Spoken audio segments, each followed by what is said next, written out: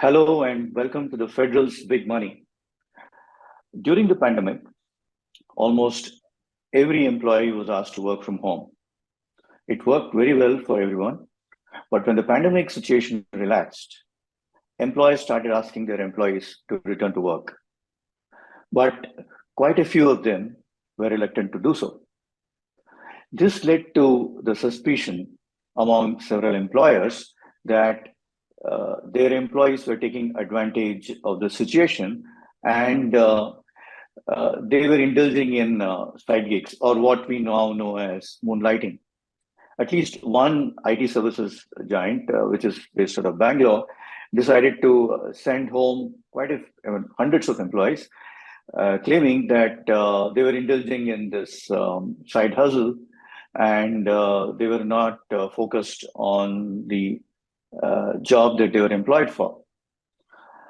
And there were also several other companies who said it's fine as long as you focus on the kind of work that you're supposed to do during hours. It's fine what you do later during your when you during extra hours or when you're not at work as far as office is concerned.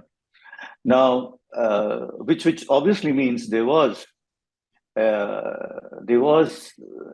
a wide acceptance, even if it was there was with some amount of reluctance on the part of the employers. And therefore, we now know that moonlighting has come aboard. There is a bit of legitimacy to it. And we also know that because of the pandemic, several full-time employees decided to leave their jobs and have their own consultancy, have their own small startups, because of the fact that they decided that they need to, relax as well as work, and they wanted some kind of a balance out there. What we decided to do was that find out how the amount of extra money that comes out of this side hustle, what do employees do? How do they spend it? Do they just spend it in going for weekend trips, or they use it to buy mutual funds, or save it for a rainy day? So therefore, we decided to dwell into it. I'm Giriprakash here, and we're going to discuss that. But before that, let me request all of you to subscribe to the Federal's YouTube channel. We have Mr. Rajesh Kumar, who is a certified financial professional who works as a managing partner of Truegain Financial Services LLP, and is also the founder and CEO of BlissMoney Fintech Private Limited, which is a very interesting startup. I'll talk to you about that later, but more on Mr. Rajesh Kumar. He was part of the HDFC's premier banking group, Kotak Mahindra Bank Privy League, and Yes Bank. And he has spent nearly 15 years in these companies. Mr. Rajesh Kumar has done his engineering from IIIT Kolkata, and he has done his MBA from ICFAI and CFP certification from the Financial Planning Standard Board Limited, which is US based. So, Mr. Rajesh Kumar, thank you very much for coming over and taking time off your busy schedule to talk to us. I have one question to ask you. How do you look at this entire scenario when you had your full-time job and you're working with these employers? How was it at that time? First of all, thank you so much for having me. About the whole this moonlighting, yeah. So it's definitely a new and interesting thing. Basically, what we can understand because of thanks to technologies and other the stuff, people are able to get extra time. Moreover, on the traveling and other things can be cut down, and they are getting extra time. And of course, because of the technology, they are able to do more work than what they could have done before. So, of course, moonlighting, again, I will not get into the integrity of moonlighting is right or wrong. So somebody has the option of taking an extra job and earning extra money. So of course, this is the best way somebody can make extra money and probably invest wisely. So when we come to the money, definitely money is very touchy and emotional subject. Yes. Definitely, we always say we should not go behind the money. Money is not everything, but money, in fact, it's people say it's a dirt of hand. So we have to not only go behind the money, but yes, of course, the same time, we know money can bring so many things, and investing in a right way, right products can create a wealth. And moreover, when you have the family, when you have the responsibility, so of course planning invest money, how you are saving or spending is very, very important. So being as a financial planner, I can always say extra money. We know as a if I have to talk about the salaried community, so they have their own commitments, they have own ongoing EMIs, their expenses are almost fixed. So when they get the extra money, so they it has to spend wisely. So, goal planning and financial planning is the only way I can suggest anybody, any individual to use this money wisely. Uh, First of all, before talking about the investment, I always talk about the risk. We always, as a employee, we always feel we have got the proper health insurance from our employer. We have got the proper life insurance from the our employer, but the first thing is you have to have your first risk cover. First of all, yours and your family. So health is the first thing we always advise to have the proper health insurance, because normally any employer gives you health insurance is very limited, probably 2 lakh, 3 lakh, 5 lakh. I'm talking about the lower management or startup starting. Yeah, Rajesh, sorry to interrupt you. Let's start from the beginning. We now know that there is a certain amount of money which comes from your salary. Yeah. And we also know that, and I'm sure you have this experience where people, as you said earlier, that a lot more people think that, even though Indians have a huge savings rate, but most of it is from either PF or gratuity that they end up getting, and they believe that this is good enough for them, and they don't have to go ahead and invest more.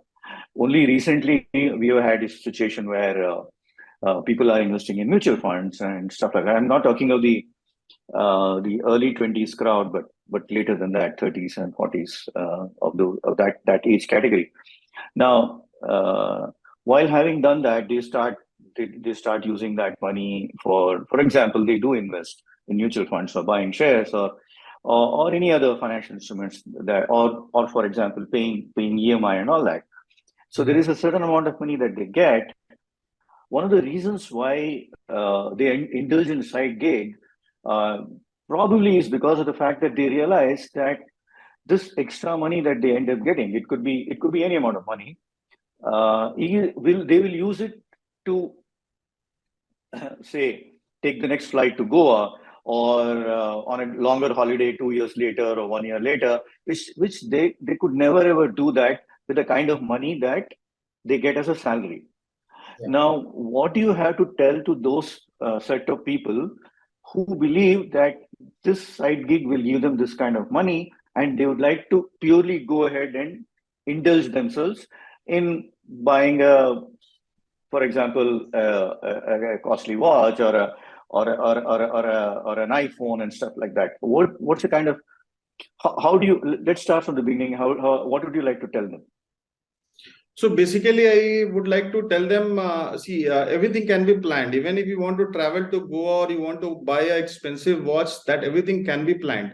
When you had already a regular job and this is the extra what you are doing. So of course, this is the extra money which you have to plan properly.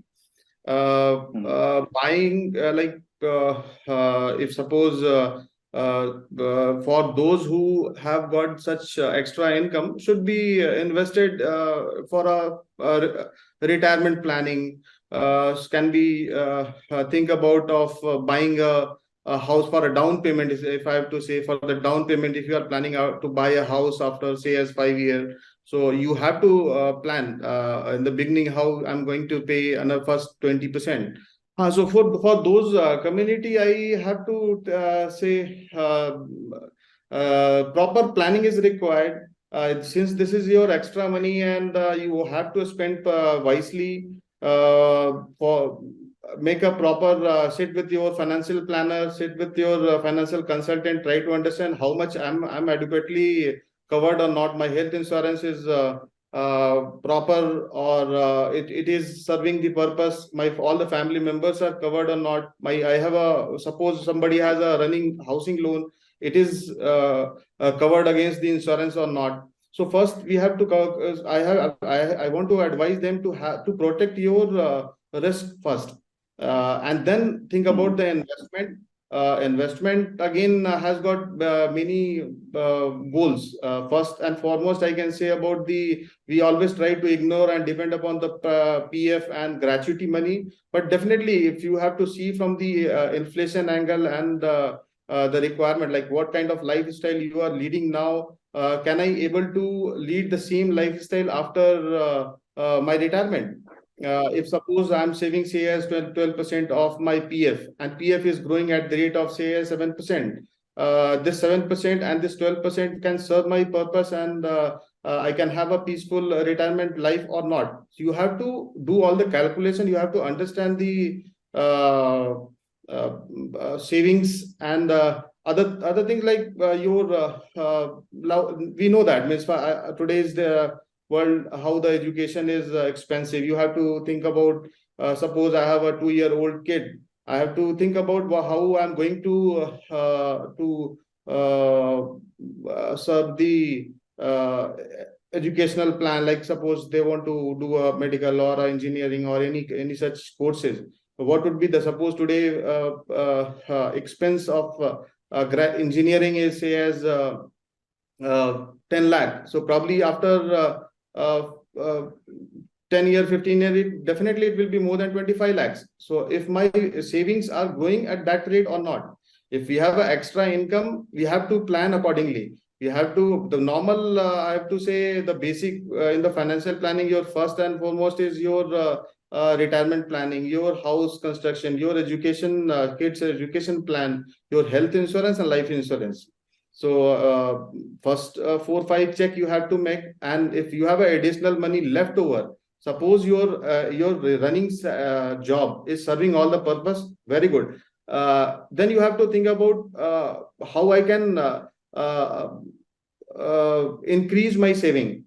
How then, like how we in every in our life cycle we we grow when our salaries grows. So this is how somebody has should make a plan, investment, and moreover, we always have normally there are many in the investment community. There are two kind of people. One is optimistic, one is pessimistic. So those who are optimistic, they invest mostly on the aggressive instrument or the different kind of asset classes. Whereas the people who are old, they are still following the tradition of a fixed deposit or a bond. So we have to make them understand our inflation itself is about 6%. And if your wealth or your FDs are growing at the rate of 4 or 5, say as even 6.5%, post tax you get only about 3.5-4%.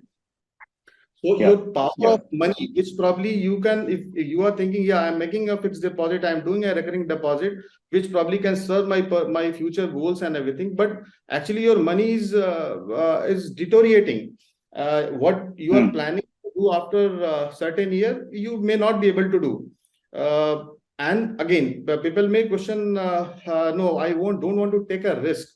So risk is not is even people should know. Many people definitely know, but many people doesn't know. Even your fixed deposit is not guaranteed.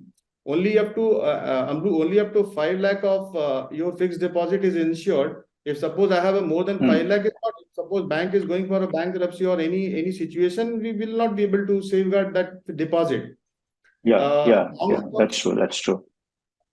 In the long term, Which is true.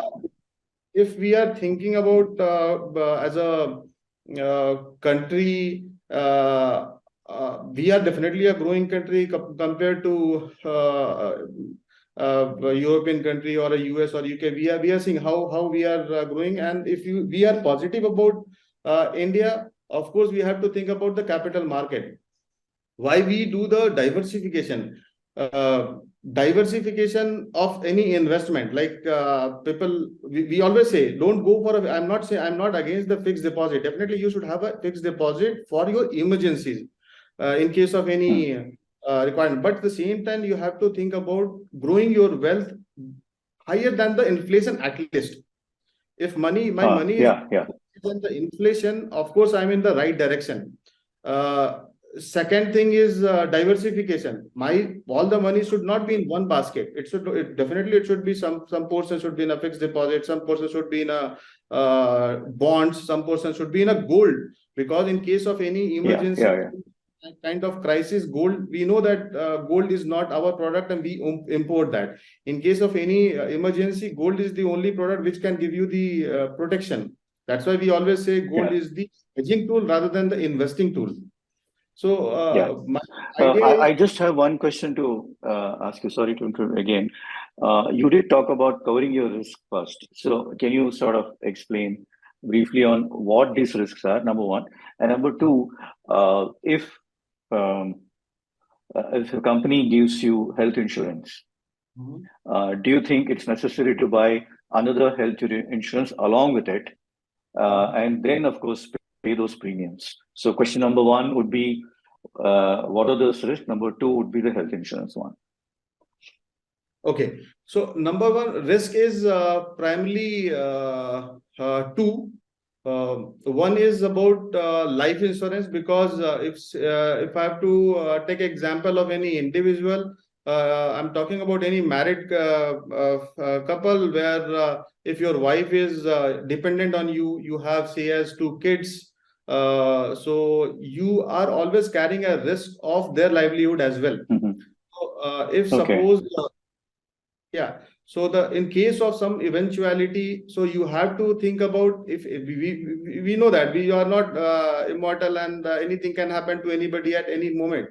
So if suppose something will happen to me, after me, how my family is going to survive. So again, this will have different aspects, like how I'm going to service my livelihood of my spouse, how I'm going to service my livelihood of my kids, how I'm going to service my kids' education. Nothing should suffer, and you can't have all the saving on first day. When you have started your career, or you are in your early age of your career, you can't keep your savings in the beginning and you can do other activities. So the only way is to protect yourself. So so if suppose that calculation we cannot just paste here, because again depend upon what is your living standard.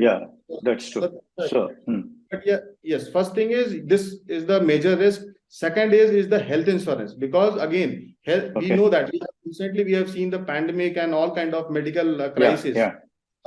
In such crisis, people who had no other option, those who have no insurance, they live in fear. Every day they are living in a fear. We are not protected much. Absolutely. And license to sleep properly.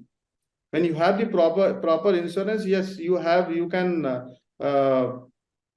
sleep properly. You can means in case of any issues, I can go to any of the medical hospital. I can take any kind of services, and the premiums are very high. Second, if I have to say from the employer point of view, yes, employers are good, and you get the group health insurance where your basic stuff, like normally they provide. In the normal, I'm talking about the junior employees or middle management. So normally they get a cover of not more than 3 to 5 lakh. And this 3 to 5 lakh is, take it as even about 7 lakh for a family member with a couple and 2 kids. So 5-6 lakh is not definitely not enough to handle any kind of medical emergency. Okay. Yeah, it is good for get the your first aid or the initial days of Okay. say 2-3 days, but you need to have your separate insurance. It has Yeah. got again 2 reasons. One reason is this is not sufficient and you need an extra. Second, you also get a tax benefit. Under Income Tax Act 80D, you have a limit of about 35,000 you can spend on the medical insurance for yourself, for your family. Okay. In fact, for parents also, you can buy the insurance and you can get the tax benefit. This is again one other aspect. Again, one more point I want to add here: those who make most of the salaried class and maybe most of the individual, they don't know. We never know because most of them are working in the private sector. In the private sector, suppose I'm losing a job today and something will happen tomorrow, I will not have any insurance. In that case, you have separate insurance all the time in force. So health insurance that's true. That's true. Most important product, I can say, if any individual should have. The other thing is that the extra amount that they get, do you think that they should completely invest in equity? That is question number one. Question number two is, these side gigs don't last forever. They will be there for some time. You may have to spend a lot more time in other activities, so you might just leave off that side gig, that moonlighting. So in a situation where it's pretty dynamic, sometimes you get money, sometimes you don't get money, sometimes you stop doing it.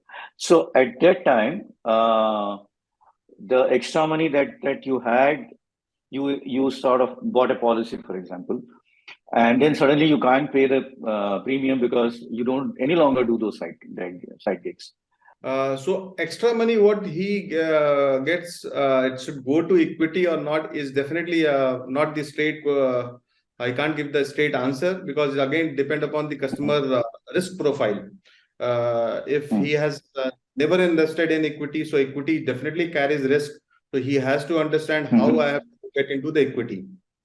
Again, at the same time, we have to see his existing investment and existing portfolio. It should not be overweight.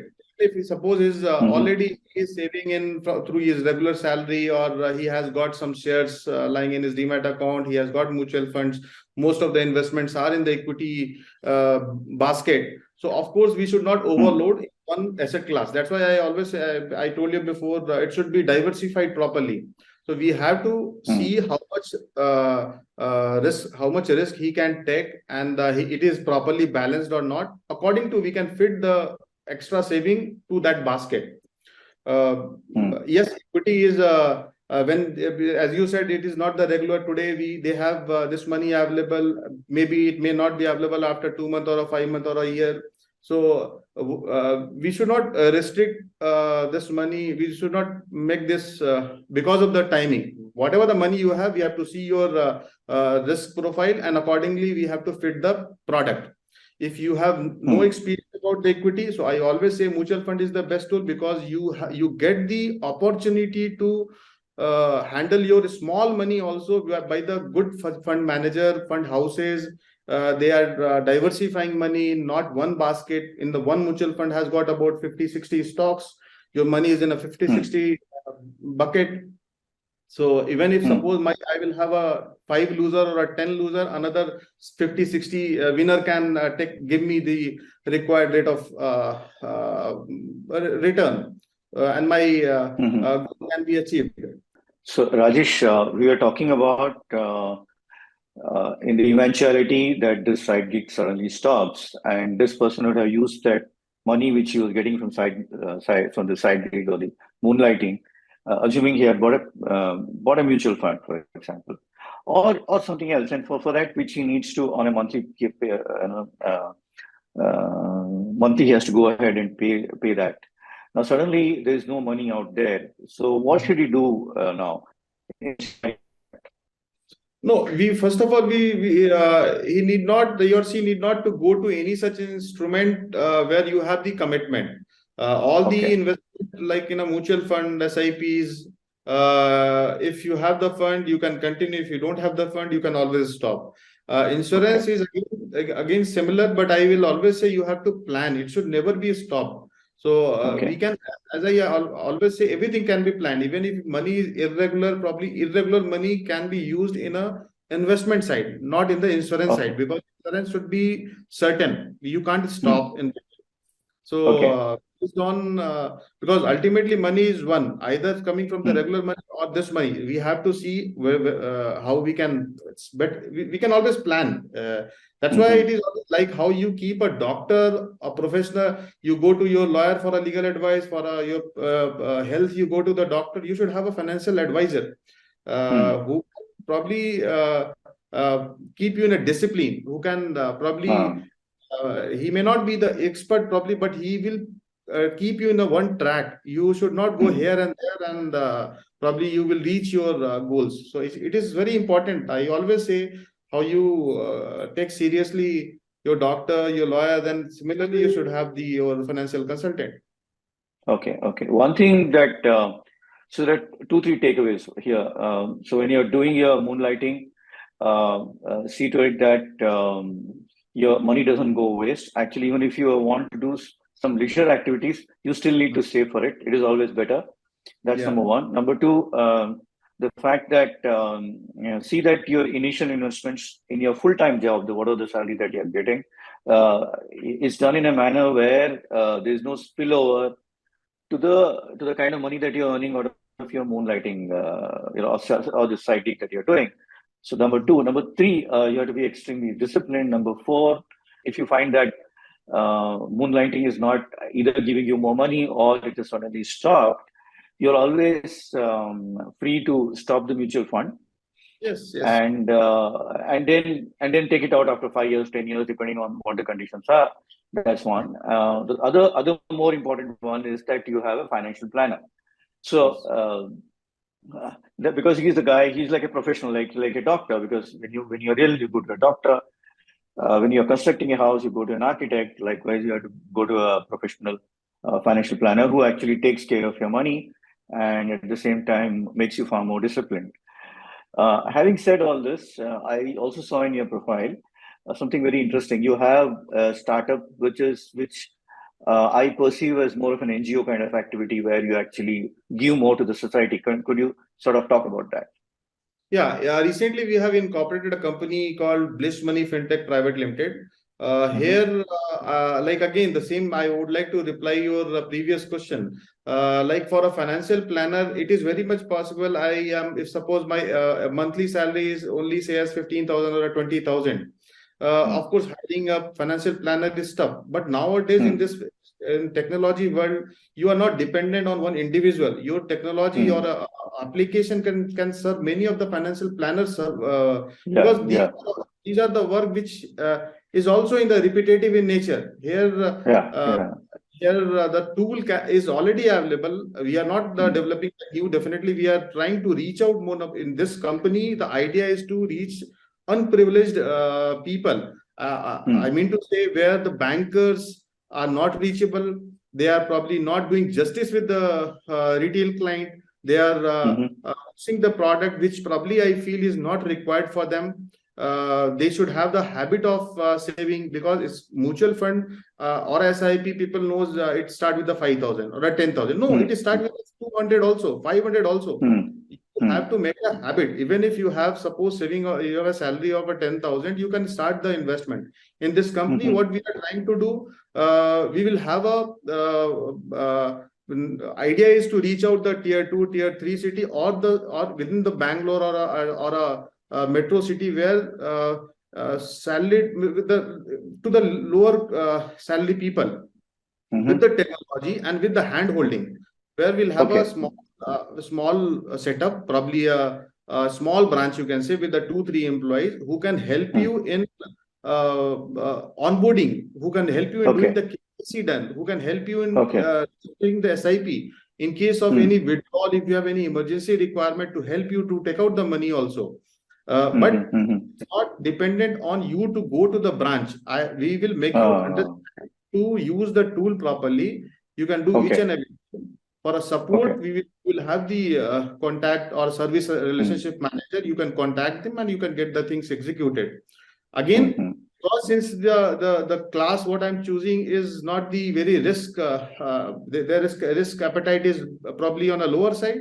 We'll have the product called corporate fixed deposit. We'll have the bonds. We'll have other NPS, National Pension Scheme. Those who are not getting any kind of pension, they will have such kind of investment options. So quite interesting. So the idea to reach out to the people where underprivileged. Exactly.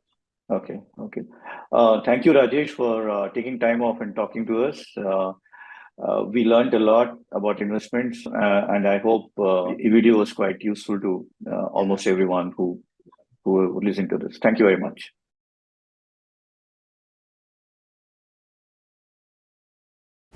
Subscribe to the Federal's YouTube page for more news and updates.